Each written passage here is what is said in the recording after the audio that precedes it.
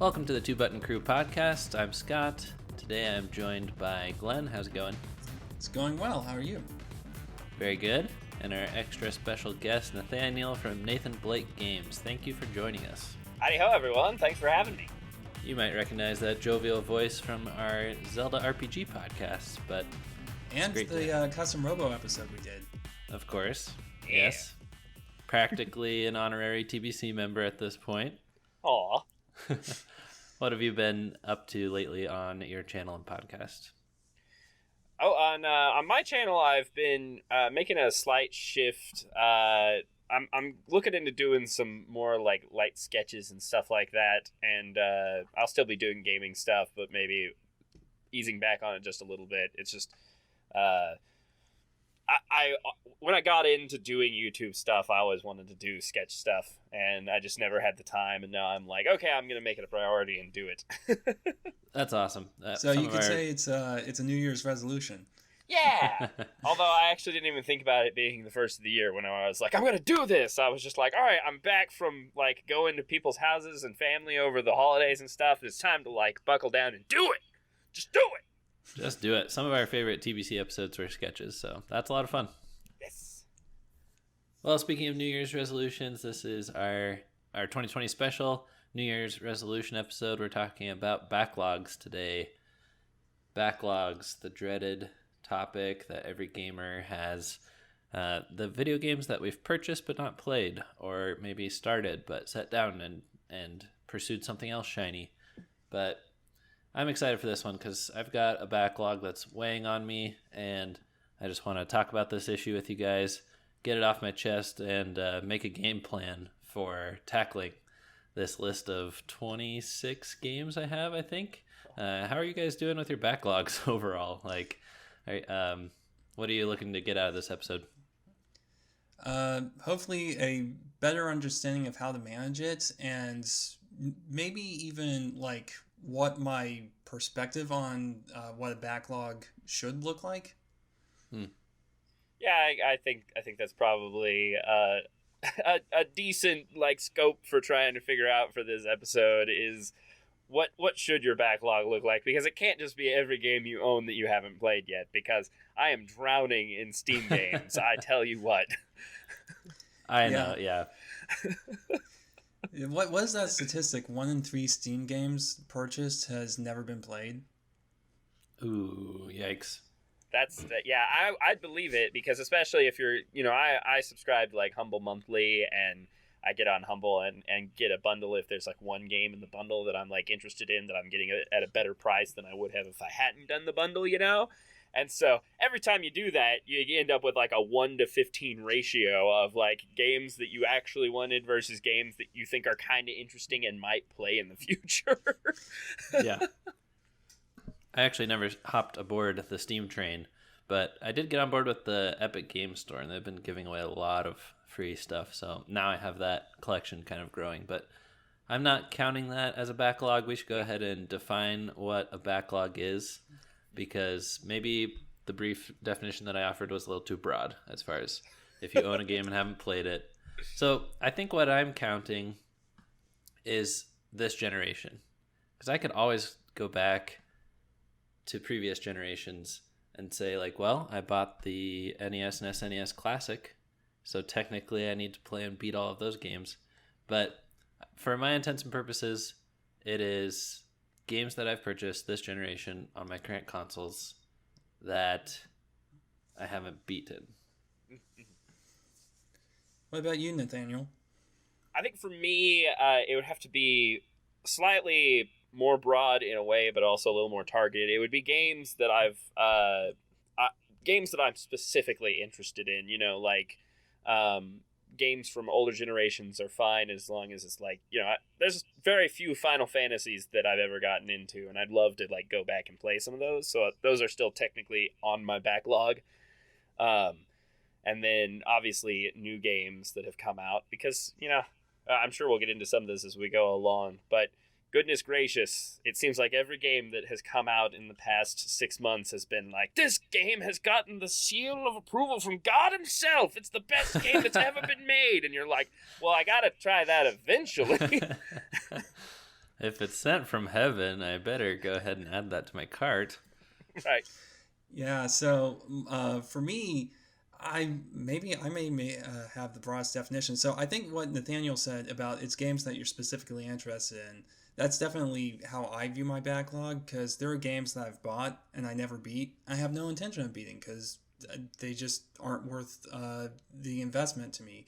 And admittedly, that's actually very few games. I will play a game that I dislike to the end in most cases. There are just a few that are like just too far away from, and it isn't even always games that are bad. It's just what the game is trying to accomplish is not something I'm interested in participating in.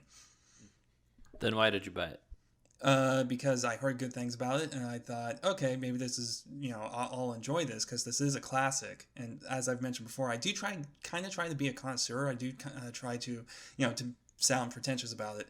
I do try to play games that are considered classics. So an example of them, and this is a game that I would consider bad, is like the original Splinter Cell. I got that on Steam, and I got a few levels into it, and I realized, wow, this is really poorly designed for a stealth game.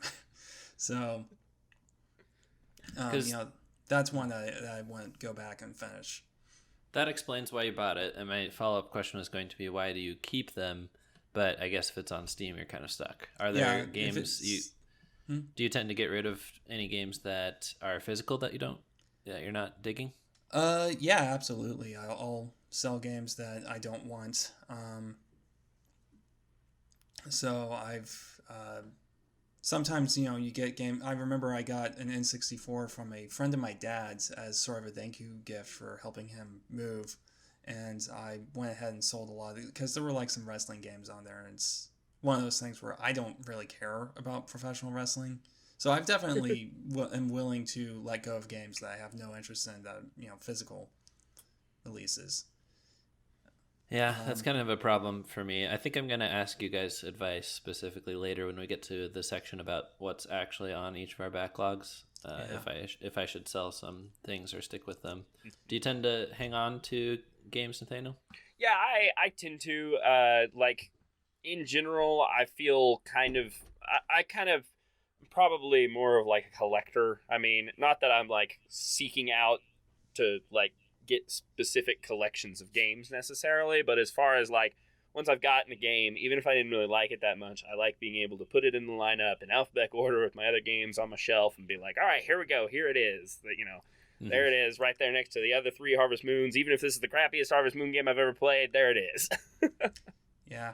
Well, and speaking of Harvest Moon, that brings me back around to something about my backlog. Is sometimes I'll put a game on my backlog that I don't even own yet. And it's like, okay, this is something I for sure want to play, but I haven't gotten around to buying it yet. But, right. It's on my to-do list. And so, and I've tried to step away from that mindset because I think really when it comes to backlog management, you should focus on what you own, not what you don't own. But, so it's like a backlog is not a to-do list. It's not like a wish list or these are the games I want to experience. Would you guys agree with that? It might be a to-do list, but I don't think it's a wish list. Yeah, I'd say for me, a backlog is really kind of like these are the experiences I would like to have at one point in my life. Even if you don't own them? Yeah, even if I don't own them. I think maybe it's almost like a bucket list for video games. Oh. Yeah, so I would say that probably just for the sake of one's own sanity, it's probably good to separate the bucket list from, as you put, the bucket list from the backlog. But it is very easy to conflate those things. Yeah, for sure. Okay. And the scope of this episode will be backlog. So it sounds like we could boil it down to games that we own that we want to play. Yeah, games that we own that we want to play, typically to completion or to depending on like not necessarily 100% completion, but you want to reach a certain point in the game. Yeah. Okay. Sounds good. And that actually does remind me, there are things in my backlog which are actual like specific achievements in games. Like in Pikmin 3, I want to get all of the fruit in the game, and I haven't done that yet. Huh. Those are some very beautiful looking fruits. Oh my gosh, they're gorgeous. But Pikmin has always been a beautiful franchise. So how does a backlog come to be? And I think we hinted about this a little earlier, but I'm going to guess that the number one factor is sales, whether that's discounts or just straight up free games. But it makes you feel like this purchase is time sensitive and I have to add it to my collection even if I don't have the time to play it right away. Yes, Yeah. 100%. Because And that's especially true with Nintendo games, because Nintendo games don't go on sale as much. Like, not even just first party Nintendo games, but like eShop games don't go on sale nearly as often as like Steam. Yeah, 100%. Yeah, whenever, for instance, like around Thanksgiving, I found that the most recent Harvest Moon game on the Switch was on sale for a really good price, and so I picked it up and started playing it, and I played it all the way through between Thanksgiving and Christmas, little into New Year's and stuff. As I was traveling around for holidays and stuff, that was my go-to to like pull out, play for a few minutes, have some fun, everything. Especially because farming simulator, pretty easy to like play for a few minutes while you're talking to somebody else when it's just like a big group of family together doing different things, milling about and everything. Yeah. But that said, during those holiday sales, there was, 2 or 3 other games also. Like Capcom had a big sale that went on, and the local Walmart that my wife's family lives near had a copy of Splatoon 2 on, like, it had been returned, and so it was... it was open box. Yeah, it was open box, so it was like $36 or something like that, which is nice. An excellent price for a first-party Nintendo game. And so it's really hard to be like, oh, I'm not going to get this, and then I'm going to spend $60 on it later. Sweet. Yeah, even just following, like, Wario64 on Twitter. You guys know him? No. Well, Nathaniel, do you know him? I should ask. I have not seen him, no. Okay, he is like the lord of deals in gaming, and I followed him for a while, and it was just dangerous because he would tweet like, Target's website has a vulnerability, you can stack all these coupons, get anything you want for 80% off. So that's wonderful. What was his name again? Wario64. A fitting name for someone who's always talking about how to get the best deal. Yes. Yep, agreed. He has been followed on my Twitter. Thank you. You'll love it. I had Best Buy Gamers Club Unlocked, which was a deal that was too good to be true. It was so cheap, and it got you huge discounts on games, even brand new ones. And they cut me off a month early. Yeah, I know. It was running out. It was not a sustainable business model. So I felt like I have to use this Gamers Club Unlocked membership while I can and purchase Switch games before I'm not able to anymore at a discount. So I've got a lot of games from there that I haven't even played yet. So there's sales. I think they cut me off a month early. I went to go buy Luigi's Mansion 3, and I started my membership on December 1st of 2017. I got Luigi's Mansion sometime in like November 2nd, and they told me, no, you're not a member of this anymore. Okay, well, good luck with your lawsuit. That's sad. Yeah. That is very sad. Yeah, and I think also another thing that really attributes to backlogs too is like, hype, whether that's like media hype or whether it's just like the general perception of the game, or one that's a big deal for me is like my friend groups. Whenever a big group of friends are all playing the same game and they're like, yeah, the new Monster Hunter is amazing, and I'm like, well, I don't even really like Monster Hunter, but if everybody's playing it, I guess. And then you get it and you try to get into it and you're like, man, this is really dense and hard to get into. And man. Yeah, I've tried. Yeah, Godspeed. Right. So anyway, I've got a couple other factors for how backlogs form, and these are probably both going to sound like confessions, but that's okay. One would be living games, so games that are updated constantly, new challenges weekly, that kind of thing, or seasons with new modes and things like that. Just they're made to keep bringing you back, whether that's free to play or something. Yeah, they're designed to monopolize your time. Yeah, yes, they are, and they got me with Fortnite big time. If I looked at a pie chart of my Switch gaming time, it's probably half Fortnite. I've played it about 600 hours.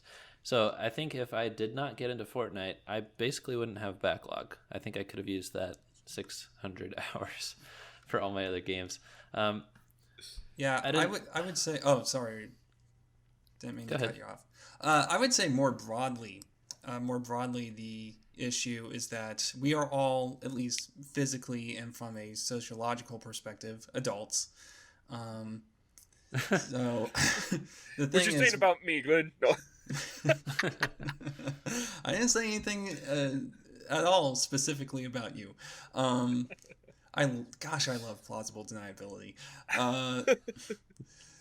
But the thing is, we have, I would say we're at a point in our lives where we have more disposable income than we have free time.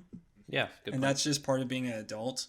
Though, to be fair, even as a kid, I had a little bit of a backlog because I had a tendency to buy games before I finished them, and even back then that bugged me. But yeah, well, I think it's only gotten worse.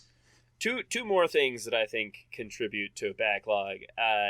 One of them is that I feel like for me, I'm not as good at completing games. And normally I'll only play a game for an extended period of time if I'm like really into it. So I have to become kind of obsessive.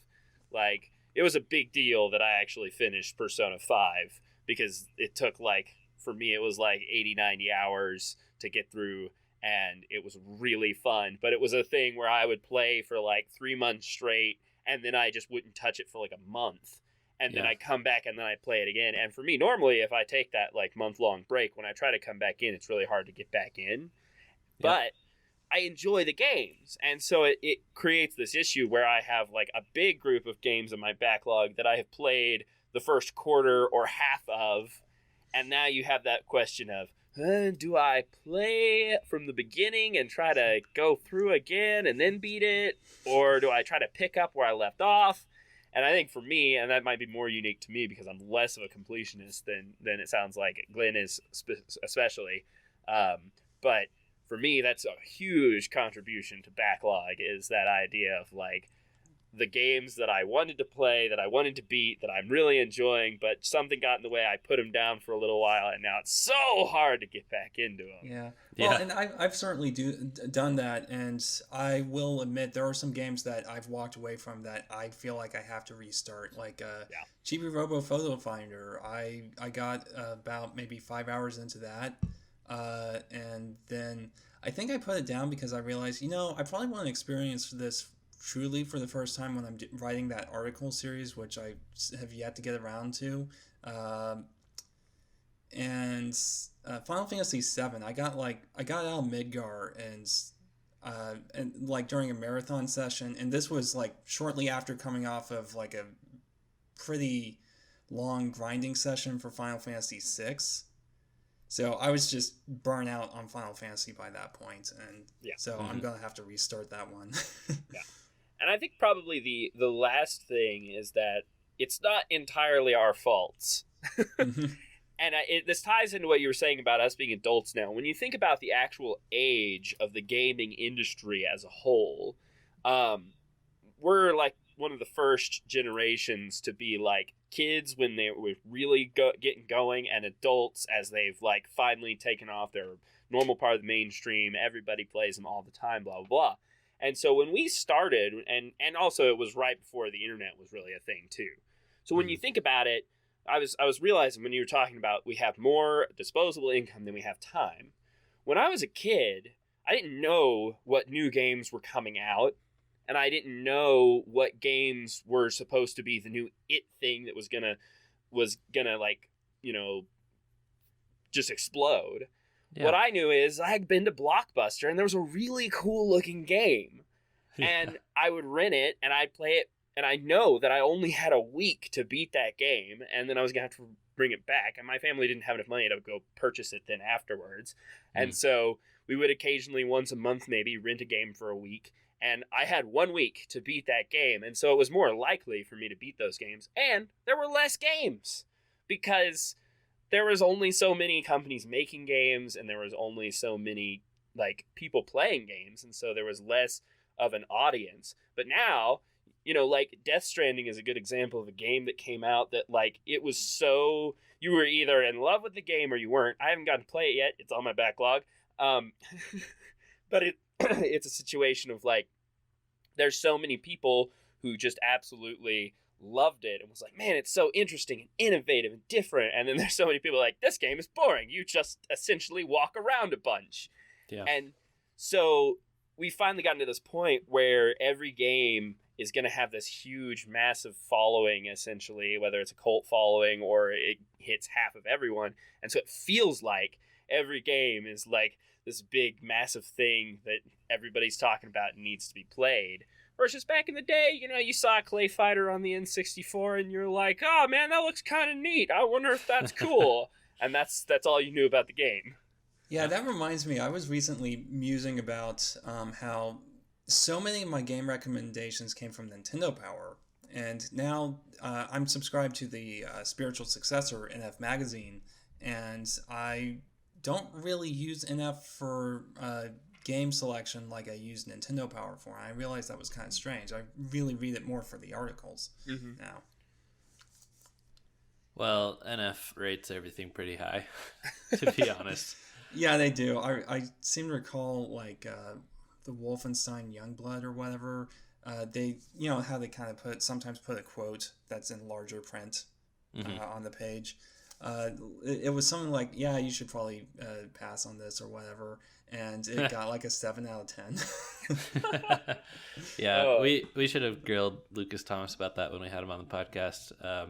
Not that I hate NF or anything. I have every issue, but that would have been kind of fun to poke at him for. And that's another thing is I have a huge backlog of NF magazines. I have stop 3 of them I haven't read. So my backlog extends to like books as well. Hey, so getting back to my 2 confessions, my second one is that new games intimidate me. So I have the money to buy them at launch and get them pre-ordered and shipped to my house or whatever.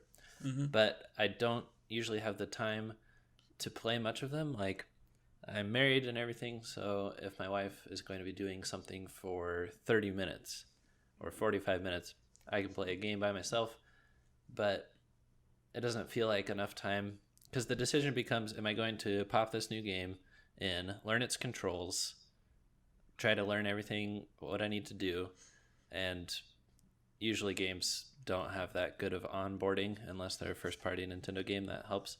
But I kind of need good onboarding to really get into a game. And then just because I don't have that much time to devote to games, everyone else on the internet has already beaten them by the time I get around to them. So it's like, is it worth trying to get into this game now and taking the time that I'm going to take to beat it? Or with my 30 to 45 minutes, should I just sit down and do something that I'm already comfortable with, a game which controls I already know? I can hop on Fortnite and get a win really quick and feel like I spent my time well. So I just have a hard time getting into new games. Yeah, and I certainly, with longer games especially, I certainly have that issue too, because I see that the starting a new game is one of the hardest parts of actually dealing with your backlog, because it's just sort of like, oh gosh, so I really want to start this like 40-hour epic RPG. And the weird thing is, like, you look at something, it's like, oh my gosh, that's like 20 hours. And then you like break it down. It's like if you play 3 hours a night, or 2 hours, very manageable chunks, at least for my lifestyle. I don't know about you all, but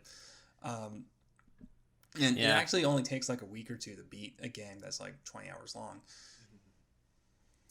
That's a good point. Yeah, so is a backlog bad? I mean, it sounds like it's so easy to accrue one, and it's a problem that most gamers have. But should I even be calling it a problem? It's one of those things where I would actually argue that it's bad if you don't manage it, because then you're spending money on stuff that you never use, and I think wastefulness is is something you should avoid.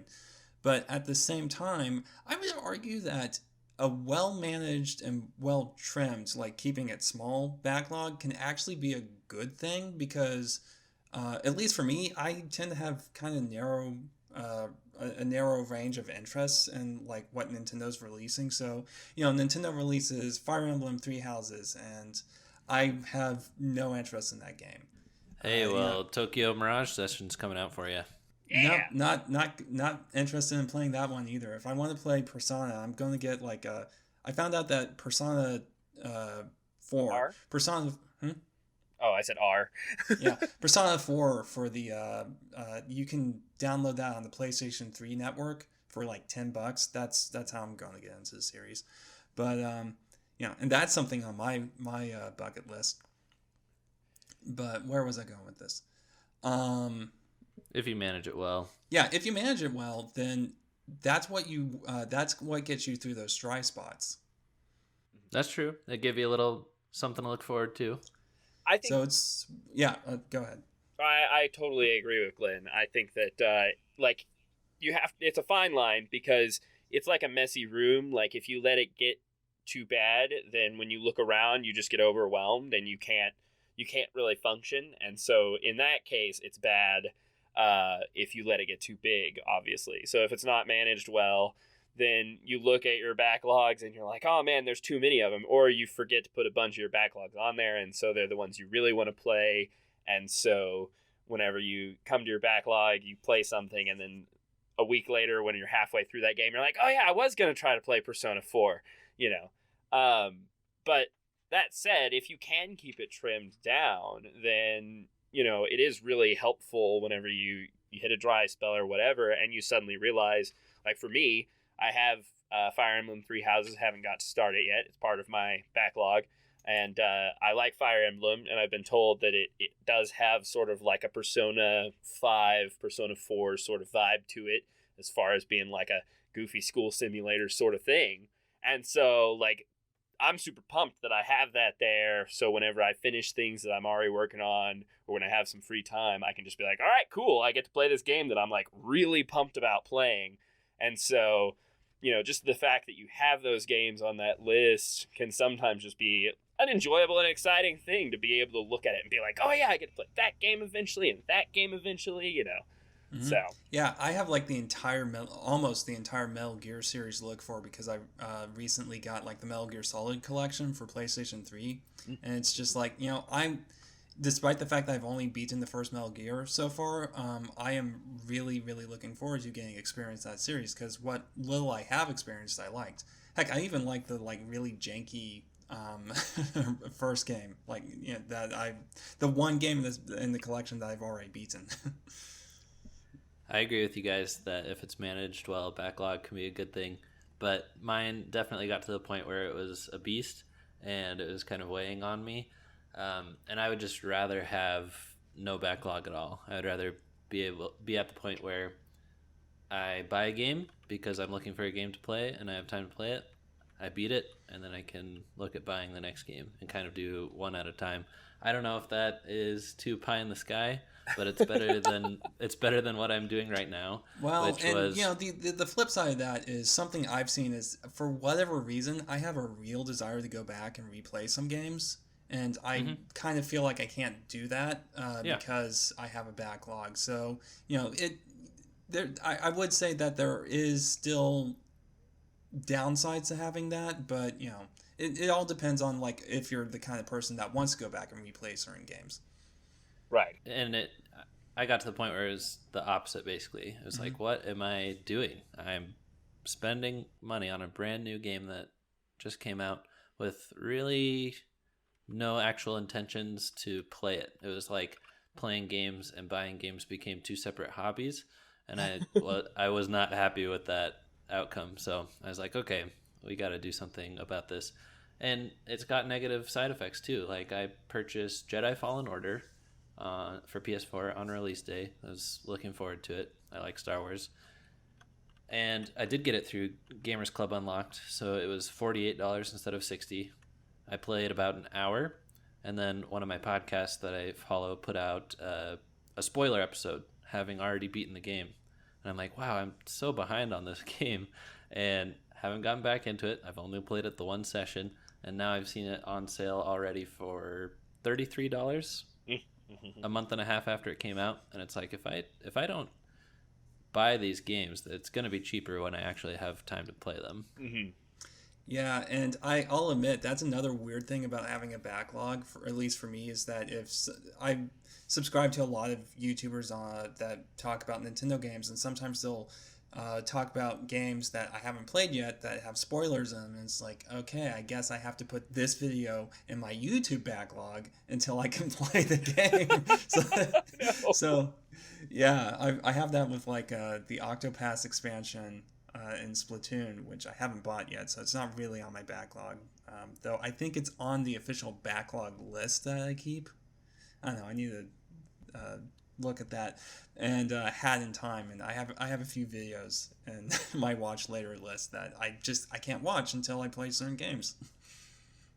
Well, Glenn, you mentioned a list that you keep, so let's get into it. What is on your current backlog? I imagine you've got some form of list somewhere as well, Nathaniel?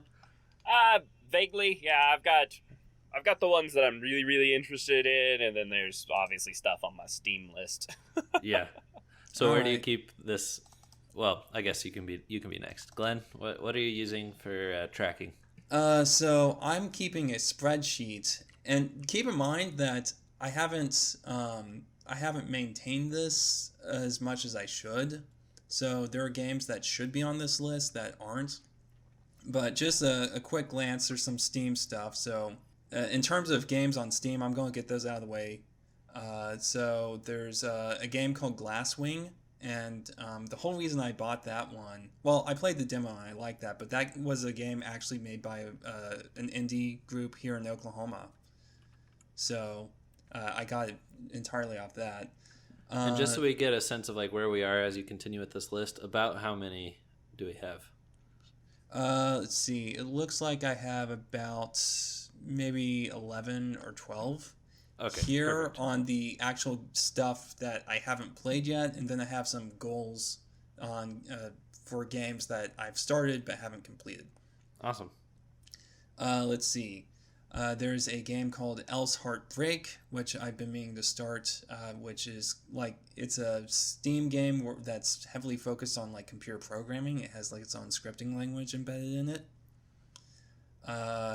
And then an RPG called The Legend of Heroes: Trails in the Sky, which I hear is very good, but it's been in my backlog for like, gosh, I think since before grad school. So I bought that like 5-6 years ago. We call that a backlog. Let's see. Other games are Metal Gear 2, and really the entire Metal Gear collection minus the first game. Mischief Makers, that's a game for the N64. Splatoon 2, the Octo expansion. The Friends of Ringo Ishikawa, which I recently bought and have yet to play. Tiny Metal, it's like a spiritual successor to Advance Wars. You can get that on the Switch. Ace Attorney: Spirit of Justice. Final Fantasy VII. Let's see, and a few more that I haven't added to the list yet, but I can just name off the top of my head. I recently bought Virtua Quest and Sigma Star Saga as well. So yeah. Hey, that's not too unmanageable. You're in the low double digits. Yeah, well, there are still more that I just off the top of my head have forgotten about. Like, let's see, Uncharted 2. That's one I need to add to the list. Gotcha. Yeah. And like I said, Metal Gear 2 is just like the next game. I didn't put the rest of the series on because I want to play them in order. So that's just the next game in the series. Like I have a whole anthology to deal with Metal Gear. Oh boy. Yeah. Okay, and how do you feel about your backlog? Well, talking about it does make it seem a bit smaller than it seems to me when I'm just thinking about it passively. But yeah, this is going to take me a little while to get through because I have some other goals this year. And I have, fortunately so far, it looks like the first half of the year is not going to have a lot of stuff in it for like, Nintendo stuff. So Yeah, I probably can make a dent in this. It's a nice little dry season. There's barely anything coming out on Switch. I mean, we got Animal Crossing in March, so yeah. I might be getting Animal Crossing just because it looks like the most interesting one since the first one. Yeah. Okay, is it Nathan's turn? Okay, well, so for mine that I've got, it has, unfortunately, a number of series in it. Which is one of the reasons it's quite so daunting. Because really, it's only a list of, 12, really. But several of them are ones that I'm like, yeah, I want to do that. But I should finish the first two first, It's sort of like me and Metal Gear, huh? Yeah. So, for right now, I'm currently playing Hyrule Warriors because I hadn't played it before. And so I had it, and I've been trying to get around to playing it. And I was really interested in playing it. Is that the Switch version? Yeah, I have the Switch definitive version. And so I've been playing that. Super fun. Really, really like it. Lots of good things there. I've been a Dynasty Warriors fan since Dynasty Warriors 4 was out because my best friend down the street, Christopher, that was his jams. He associated lead guitar with Dynasty Warriors.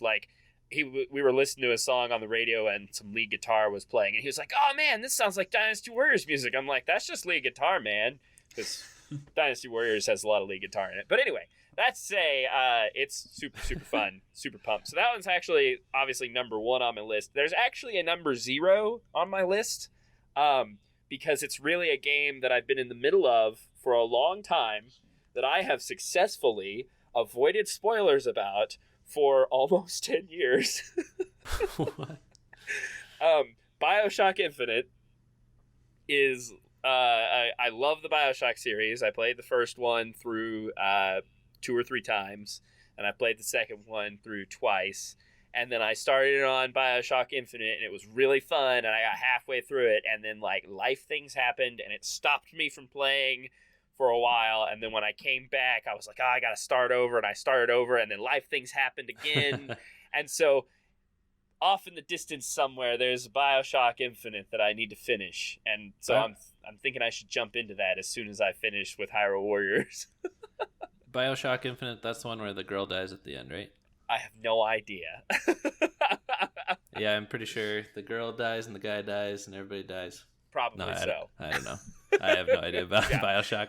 Wouldn't that be wonderful if I got to spoil it for you, though? That would be pretty hilarious. Because, legitimately, I would listen to some Game of the Year awards things, and I actually went back and listened to some old Game of the Award things from the same guys at giantbomb.com, and chanced upon the year that BioShock Infinite came out, and when they started talking about it, I was skipping through, nope. It's 5 years later, but I'm not spoiling this. Good job. Okay, so that's your number 0 and your number 1. And, yep. And how many do you have? I have 12 on my list, so it's going awesome. Going pretty good so far. So next is the third game in the Zero Escape series, because I played 999 and I played Virtue's Last Reward whenever they released those as a bundle on the PS4, and really cool games, really interesting, great if you like little puzzles and if you like really stupid anime time travel stories. And then the third one came out probably 3-4 years ago now, and I that was a 3DS game, right? Yeah, it was. Yeah. Okay. And I picked up the Steam copy of it so I could play it on a PC 2 years ago, and it was super on sale at some point, and I'm that's one of those that I keep forgetting that I need to go back and play. So even just having this conversation, I'm oh yeah, I get to go back and play that soon, and I know it's just gonna blow my mind and be ridiculous. So next one on the list is the Fire Emblem games that I haven't played, that I have currently access to, because I'm 3/4 of the way through the one that was 3 games ago, and then I have the one between it and the newest one, and then I have the newest one. So that's technically kind of 3 games, but I'm really going to focus on Three Houses because I know it's the one that's really going to be the most like a game that I want to play right now. So really, that's just Fire Emblem series, but really just Fire Emblem Three Houses is my third slot. And then 4 is Persona 4, because I beat Persona 5 vaguely recently, and now I'm super into that series, so I want to go back and play it. 5 is the Phoenix Wright trilogy because I picked that up, like I said, on that Capcom sale, and I have beaten the first Phoenix Wright, so I'm really excited to play the second 2. Yeah, the ending for the second one, that will get your adrenaline pumping. That is so look forward to that. Yes. Is that the one where the girl dies? Somebody dies constantly in that game. Well, yeah, pretty much every case is a murder mystery, so. Yep. Excellent. One of the main characters channels the spirit of her dead sister in the first game. So, I mean... Oh, yeah. As you do. Yeah, as you do. So 6 is Luigi's Mansion, Dark of the Moon, actually, because I don't own Luigi's Mansion 3, and I never played Dark of the Moon, so I need to play through that, eventually get to 3, but... Glenn, I know you're twitching. Go ahead. Huh? No, I'm just nodding along. Oh, okay. I thought he was going to correct you on the title. It's just Dark Moon. Oh, Dark Moon? Yeah. I'm fine with Dark of the Moon. I think that's Transformers, right? Scott, the only person I try to routinely interrupt is you, okay? Oh, great. Thanks. Thank you. Oh, that's wonderful. I think Dark of the Moon is Transformers. It is. You're right. That's where I get that from. Because, yeah, I think that's what my brain must be calling back to. So, yeah, then 7th on my list would actually be to play...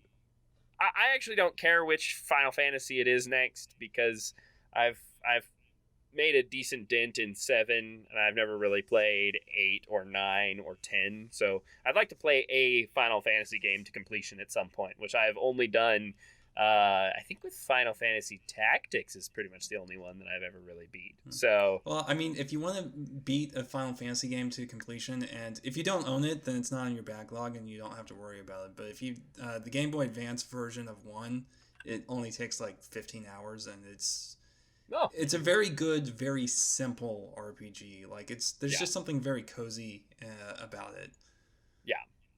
And then my number 8 would be Jedi Fallen Order whenever I can get to that one, because I am a huge Star Wars fan, super pumped about the idea of playing a really good Star Wars game, because it's been a little while since we've gotten a good one. And so when I heard that was coming out, heard that it, more recently that it's gotten excellent reviews from friends and from people in the world, I was like, oh yeah, that sounds super cool. I gotta play that eventually, but not yet. 9 is Death Stranding, which I knew was probably going to take like half of my life to get through. 10 is I've got at least one more Danganronpa game to play, which is kind of in the same vein as the Zero Escape games. And so, I've heard a lot about that series, and I've seen people compare it to like Phoenix Wright. Can you maybe explain a little bit? Yeah, so essentially in Danganronpa, the concept is it's like a murder mystery sort of thing, only the idea is somebody has captured all of these high schoolers and stuffed them in a school together and then locked them in and then told them the only way that they can escape is if they kill each other. And so, like right off the bat, everybody's like, no, it's a terrible idea, except for like maybe one or two of the super shady people who are like, yes, murder everyone. But as people die, because then they start dying randomly, you are the character who is kind of like the lead investigator kind of guy, and you go through and you go into all the different rooms and you find pieces of evidence, and those are truth bullets, and your truth bullets allow you, whenever it comes time for like people to actually like accuse each other and figure out what's actually going on and have like a mock trial sort of thing, you actually fire your truth bullets to break their words that are not true based on the truths that you have gleaned. So that's the part that's more Phoenix Wrighty, is that you're like looking around, finding clues, and then you get into like trials. Yeah, and I thought some of the ideas in Phoenix Wright were silly sounding. Oh yeah, no, this is ridiculous. And then it's like obviously got all this like teenage murder house, Lord of the Flies sort of thing like wrapped around it, which is super weird. But it is really kind of interesting. It's not as good as the Zero Escape series, which is also usually about lots of people dying in horrible murder games. But it is still pretty cool. And that's how I got into the Danganronpa stuff, is that I heard people talking about Zero Escape and thought it sounded interesting, played it, really enjoyed it for its like weird storyline, because it has some really weird storyline stuff. And then people suggested Danganronpa as another thing that's made by a guy who I think he used to work with the guy who made Zero Escape. And so it has like similar feel and genre. And so then I started playing it. Yeah, definitely had like a Phoenix Wright feel. And I was like, that's pretty cool. I got through the first one, maybe the second one too. I can't remember. Yeah, I beat the first one and the second one, and then I started the third one because they sold it as like a trilogy on the PS4 a while back. And the third one was like, I had just finished the first two, and so the third one was like, okay, it's a little bit too much of the same thing. I'm kind of like, I wish it was been switched up a little more. But yeah, so that's my number 10. And then my 12, my 11 and my 12 are actually just very near future games, which I know may not necessarily be in the spirit of Backlog, but I tend to keep those in mind with my Backlog because... Well, like I said, the Octo expansion, I don't own that yet. It's on my Backlog. Right, yeah. And these are games that haven't even necessarily come out yet, but the idea here is that I want to keep them on the list because I want to try to make time for them as soon as they come out. So that way I can play what I think on my list I need to play before those come out, and then immediately try to push those up on the list to higher on the list. Because Rune Factory 4, the like definitive edition or whatever, is coming out on Switch in like 2 weeks. And I love Harvest Moon games, but I missed a couple of the Rune Factories. And so having a new Harvest Moon game to play on my Switch is going to be super exciting. Harvest Moon is like the perfect thing to play on a Switch, I feel. And then Animal Crossing I have on there because it is going to literally devour my entire life when it comes out. And nice knowing you. Yeah, so I have to be ready. I have to like have it on the list as just a warning saying, in March, is it March or May? Uh-huh. It's March. Yeah. It's like in March, your life ends, so you better have all the other things out of the way. When Animal Crossing 1 came out, I rented it, and I would literally wake up at 5 o'clock in the morning and just like have to run in and start playing it because I wanted to play it so much. And like, there's nothing to do at 5 a.m. on Animal Crossing. That's the point. And so, yeah. I'd stay up late playing it. I knew I only had a week, but like I would like wake up just like, oh my goodness, I get to play more Animal Crossing. Yes, woo, yes. Like it was one of the few games I've ever been that way in my life about. So I know when this one comes out, which is the reason it really has to be on my backlog. The original I bought for my sister for her birthday, and she was already an adult and like out of the house, so I bought it way early. I bought a used copy, so it was already open, so I could play it in my GameCube until I gave it to her. And she didn't even own a GameCube, so I ended up keeping it. So basically, it was a pretty bad gift idea, but nailed it. Worked you out bought for it me. For yourself. Woohoo! Pretty much, yeah. Anything else for you? I think that's pretty much it. Yeah, there is 150 games on my Steam that I'd like to get to eventually, but I just purposefully don't bother putting them on a backlog so that they can just loom in the back of my mind and give me like anxiety instead. Do you want to read them all one by one for us? Or? Oh no, I don't even have them on like a comprehensive list, and I have 900 games on my Steam. So that would be a great feature for Steam, is if you could sort your games by time spent playing. That would be super helpful. And I must say, this is something that, as long as we're discussing backlogs and games and stuff, and maybe this is a good segue into one of our next sections, so you guys tell me. But essentially, I spent a long time trying to get the games on my Steam into a good list, and something horrible happened. So I'll just tease that, and then we can move on to the next section. You guys tell me. Okay. Sounds good. Okay, well, I'm going to go over mine, then we will get to what we're doing about this issue. Okay, so like I said, I'm counting PS4 and Switch games. Those are the two modern consoles that I have. They're plugged into my living room. That's what I'm focused on. 82 titles between them. Oh, goodness. And that includes some review copies back when we were doing that. That certainly didn't help. 65 games are Switch titles. And of those 65 Switch titles, I have beaten 43 of them, 100%ed, not that many, but 7. So that leaves 15 Switch games. PS4 games, I have 17. I've beaten only 6. That leaves me with 11. It did help when I broke it out a little bit, and instead of saying like I have a 26 game backlog, it's 15 on Switch, 11 on PS4. Made it sound a little bit more manageable. So here are the Switch games, and then I've got a couple questions for you guys about them.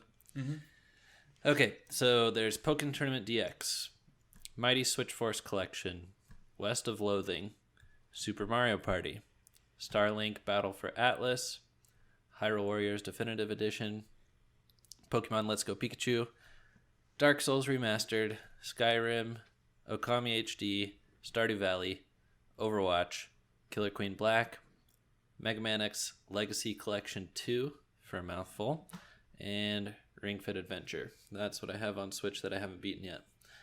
Okay, so a couple of these kind of go together in pairs. Like, for example, Pokken Tournament DX and Hyrule Warriors Definitive Edition. Those are both Wii U ports. I beat them both on Wii U, but I wanted to upgrade just to the better version and to have it kind of in my collection. But right now they're marked as not beaten. And it's true that when I open them up on my Switch, there's no save data. There's more Pokemon to play as in Pokken.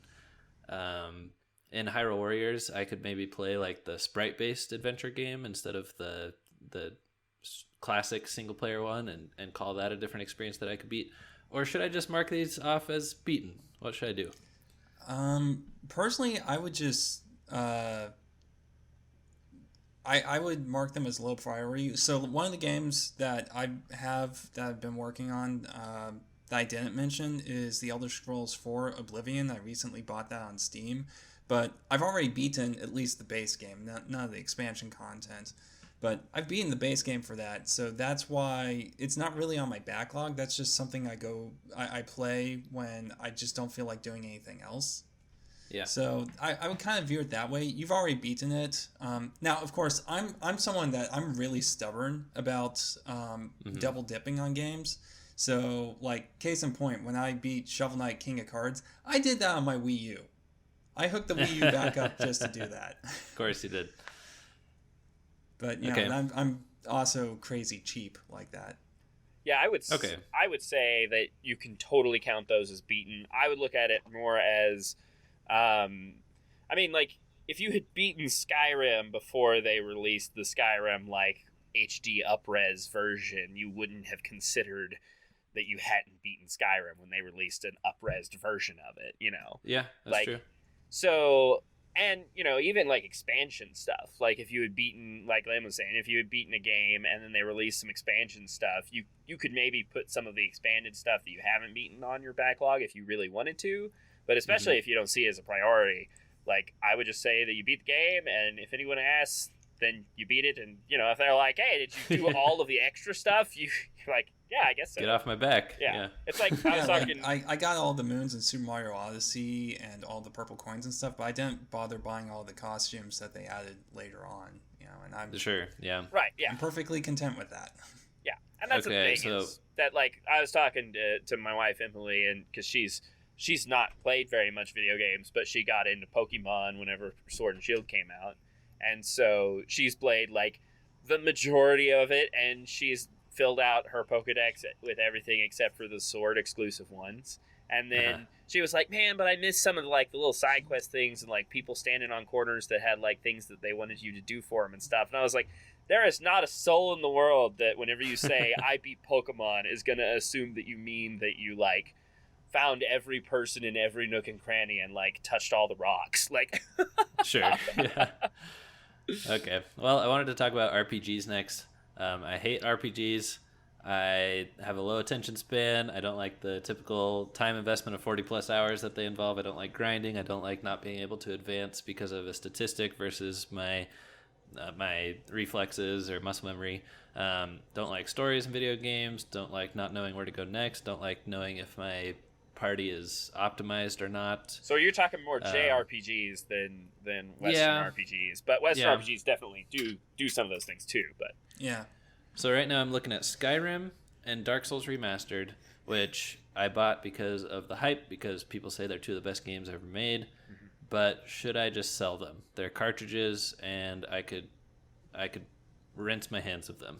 Well, this goes back to what I said about it being games that you want to complete. If you've played them and you know that you don't like them, like if you haven't played them yet, you haven't tried them, I would definitely try them first. But if you played them and you said, this just isn't for me, that's fine. You can just say, it really is what's worth it to you, I would say.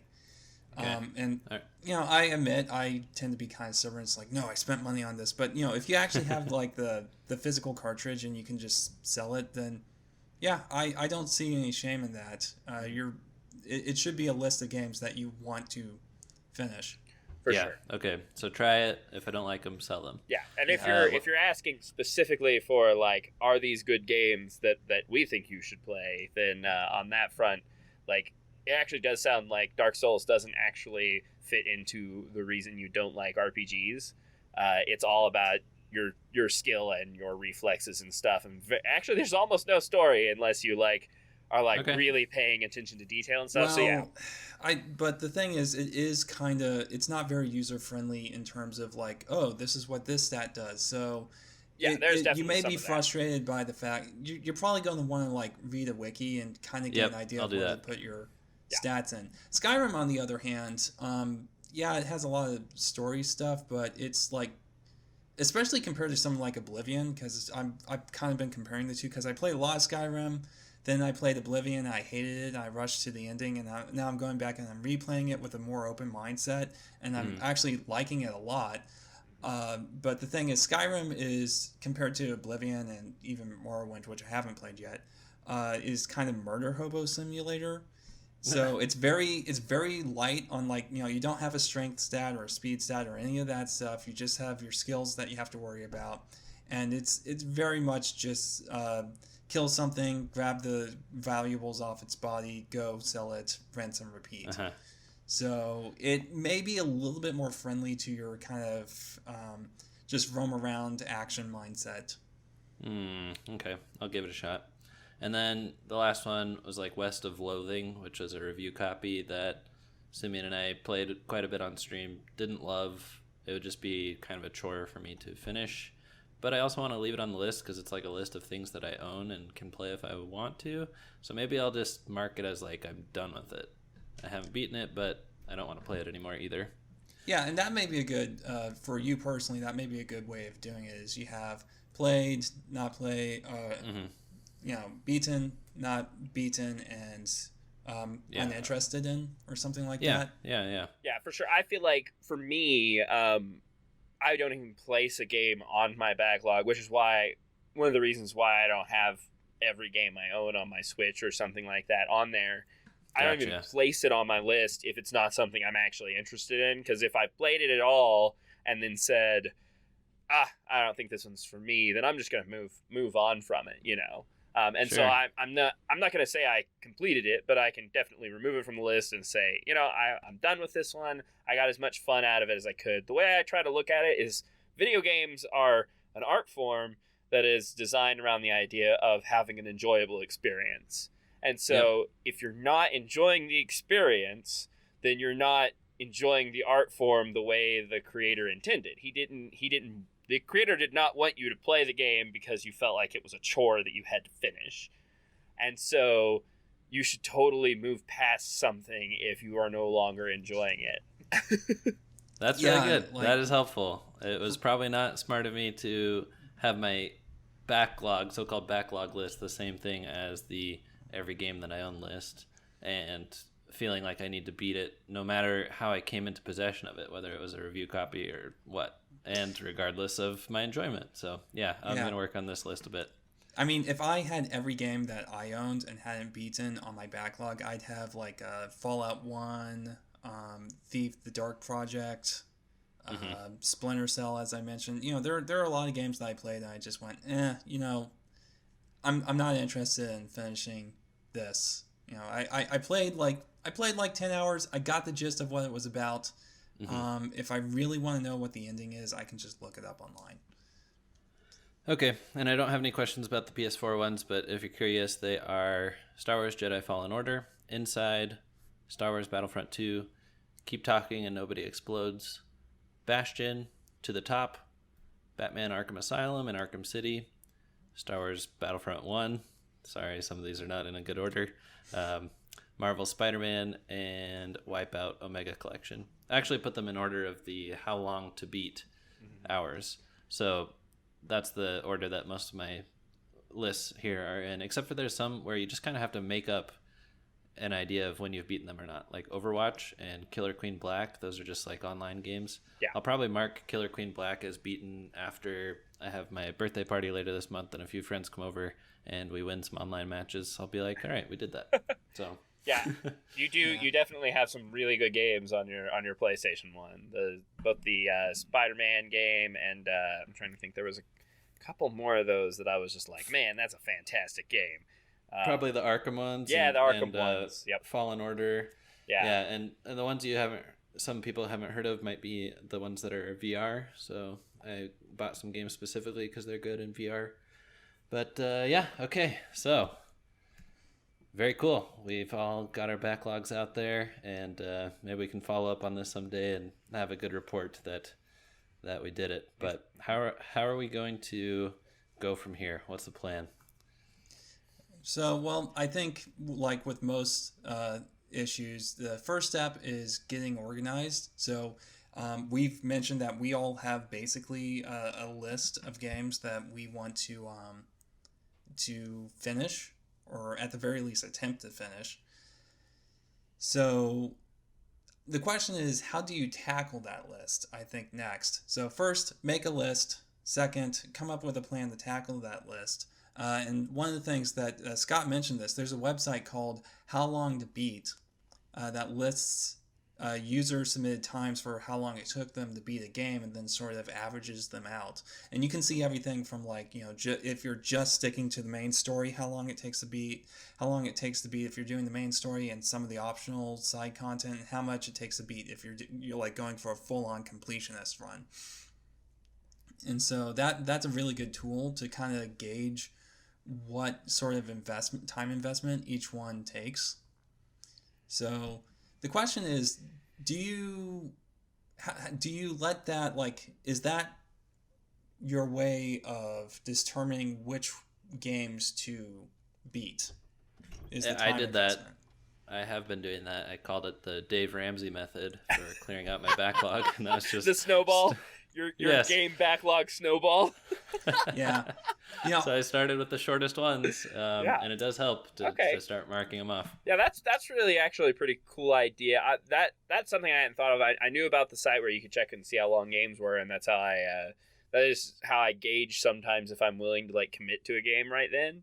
But I hadn't thought of like using that in my list, which is actually kind of helpful because on my list, there's a couple of them that I'm like, no, this is the next game that I definitely want to play, or I was already starting to play this one recently anyway.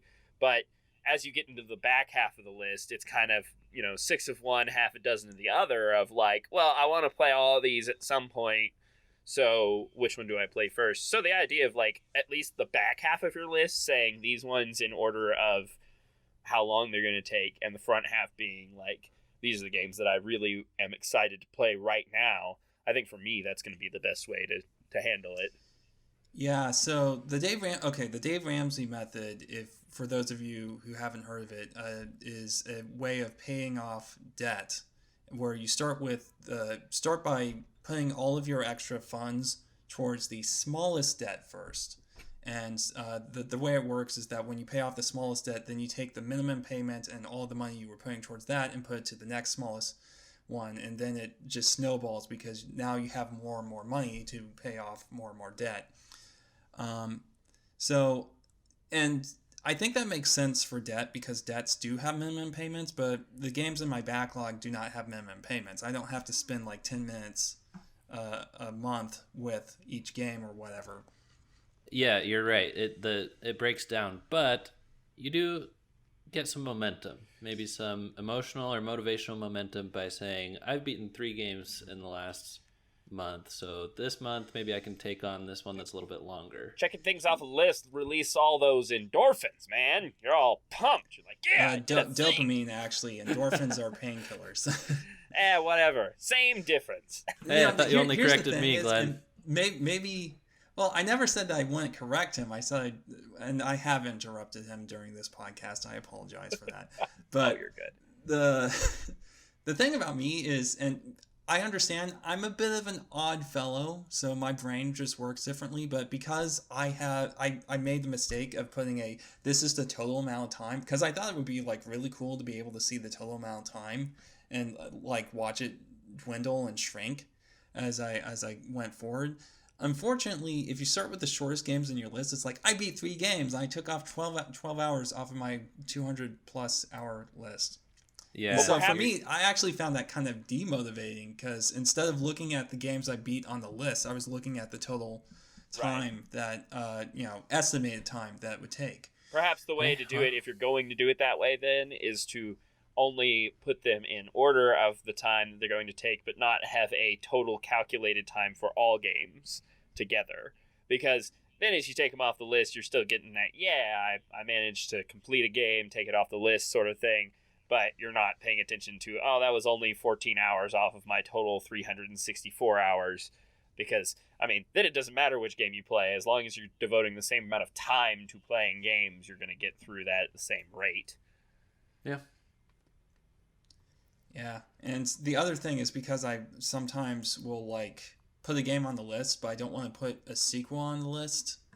Sometimes it would actually grow when I beat a game because it's like, okay, now I'm ready to play a sequel. Put that on the list. That's 2 hours longer. Oh, crud. Yeah, right. That's true. And I do think it is important to also not just get stuff off the list, but prevent it from growing.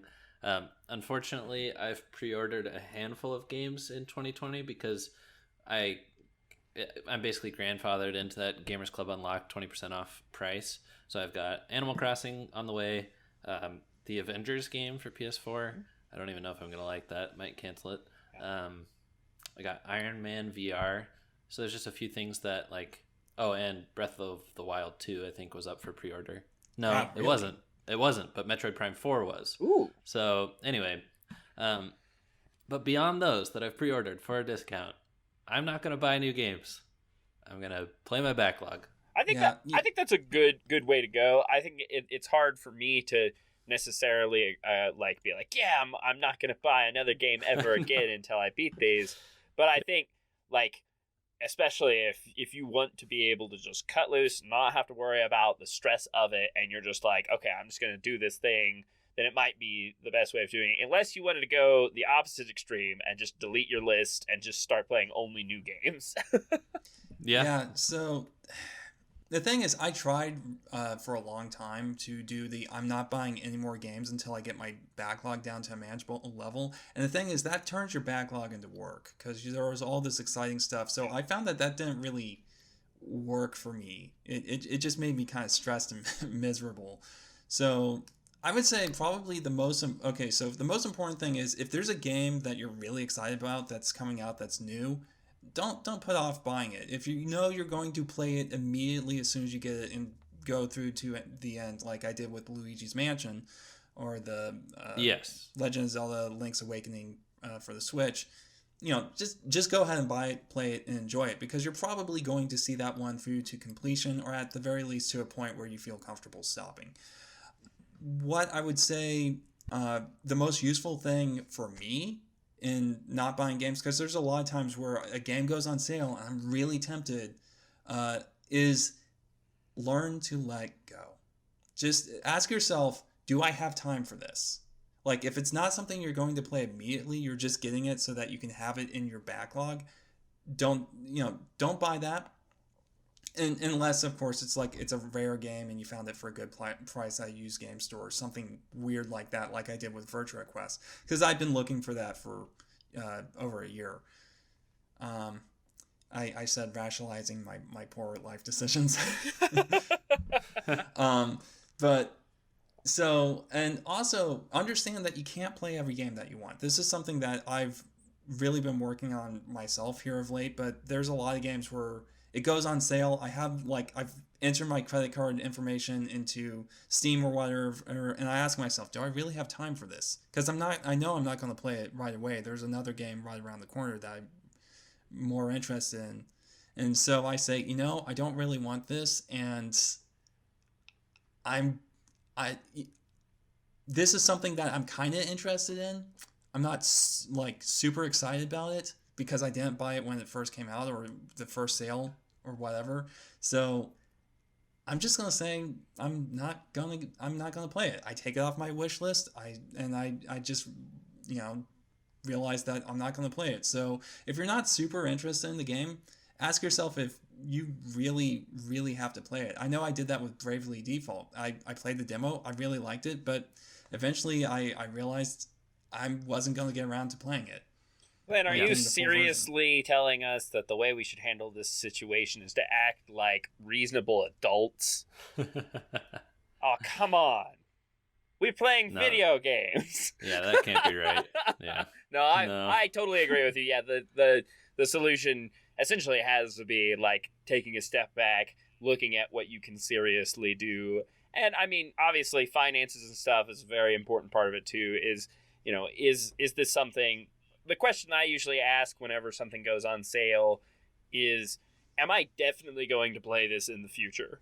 Because if I'm definitely going to play it in the future and it's a better price than I'm going to find it for another couple of years, then it seems more justifiable. And maybe that's part of the reason why I have a backlog to some extent. But I really do feel like trying to make that cost-benefit analysis of, okay, am I going to play this later and going to spend full price on it? If yes, then go ahead and pick it up and try to make time for it now. But if you're not even really going to play it and you're just picking it up because it's on sale or because you heard good things and it's on sale, but you're not really that interested in it yourself, then yeah, maybe hold off. And Redbox actually exists, and I keep forgetting about that. I guess you could always rent a game. Yeah, and where it out. I live, this is crazy. We still have rental. I recently realized we still have rental stores here in Oklahoma. There's a company called Family Video, and they kind of exist all throughout the Midwest. And you can rent video games and even consoles. So if I wanted to, I could play Spider-Man 4 and rent a PS4, and That's what I'm saying, guys. We need to have some sort of blockbuster revival. That's right. Well, all right, let's go ahead and wrap this bad boy up. I feel like it's been very helpful for me, at least. As we speak, I'm restructuring my list, making it a little bit less rigid. But just before it was, have you beaten this? Yes or no, or 100%ed. And now it's going to be like, I've beaten it. I've gotten enough out of it. I've 100%ed it. I want to play it, or I'm ready to sell it or something. So, yeah. Any paradigm shifts for you two? It was definitely helpful to have this discussion just leading up to it. I had to think more about what games should be on my list and where I would place them and stuff. Because I had a little more of a nebulous list, and I think I have a better, like, really hard list now that I'm like, yeah, this is what I'm going to follow, and I'm going to try to beat at least a handful of these before I move on. And one last thing about prioritizing games and how you can deal with your backlog and stuff is a little step you could take is just saying, before I get a new game, I should beat, one or two of these on my backlog. And that's definitely a healthy mindset. I know I've done that with Steam very much. Is like I'm very hesitant to buy games on Steam because I used to have a really, right now I don't have a huge Steam backlog, but it's like, okay, I'm going to try to get it down to like 2 or 3 games before I feel, start buying more games. Smart. Awesome. All right, that's been the Backlog Podcast. Happy New Year, everybody. Good luck with all of your resolutions and goals, and have fun playing your backlog. That's why we bought these games, to have fun. And that should be the first priority. All right. Very cool. Glenn, where can people find you online? They can't.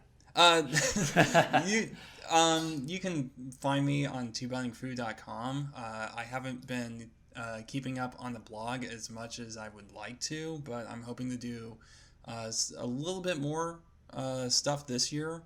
I have some really big projects, so it may be kind of towards the latter half of the year that you see some of that stuff come through, but So that's pretty much what I've been up to. Awesome. Or And will thank be you up so to.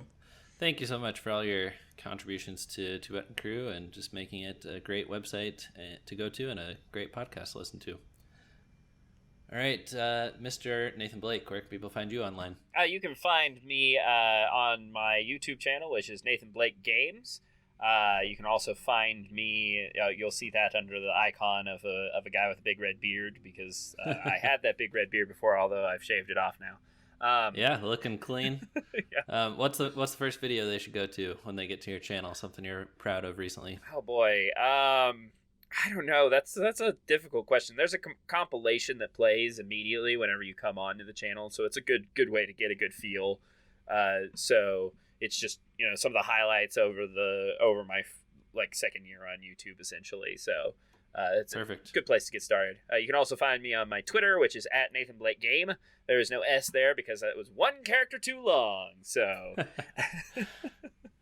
Have you asked your parents, like, why did you name me Nathan? It was one too many characters. Well, actually, yeah, since my full name is Nathaniel, it was always the most frustrating thing. It's a 9-letter long name. So Zelda Ocarina of Time only allowed for 8 characters. So I was always really frustrated. But thus I became Nathan for a lot of things. Yeah, it's like usually the minimum number of characters for and enter your name in like an action adventure game is 4, so I've always been good. Though I typically actually use my middle name when naming a character in an action adventure game. But yeah, so thanks for having me on, guys. I really appreciate it, and yeah, those are the places you can find me. You can find me online at Amazon.com. Search for Spire of Tyranny. You can get it physical on Prime or on Kindle for cheaper. And I'm writing the sequel, so if fantasy novels are your thing, then get it. All right. Now, Scott, didn't you say that you shouldn't announce what you're doing too far in advance? You shouldn't before you've done it at least once, and you know how long it takes. Okay, fair enough. Yeah, if you say, "Hey, everybody, I'm writing a book," you get a lot of that social reward before you've done the work, But I've kind of been there, done that, so hopefully I'm not, just relying on that early dopamine rush before I've earned it. All right. We'll see you guys in the next podcast. Have a great day. Bye. Bye. Sayonara!